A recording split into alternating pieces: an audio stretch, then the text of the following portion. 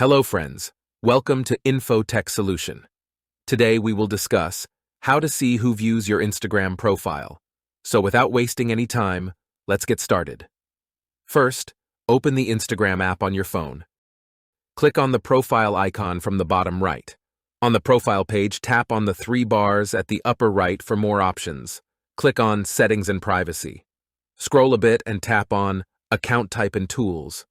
To know who viewed my Instagram profile, you need to switch to a professional account. Click on Switch to Professional Account. Follow the steps. Choose your channel type, like blogger, and click Done. Add your details, tap Next, and complete the process by the given 6 steps.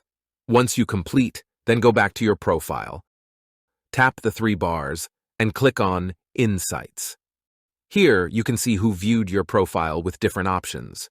You can check for the last 7 days, or you can change it to any number of days up to 2 years. There is also an option to sort. Click on it and set it as you like. That's it. This is the easiest way to know who views my Instagram profile. I hope this video is helpful for you. For more tech informational videos, please subscribe to our YouTube channel. Thanks for watching. See you in the next video.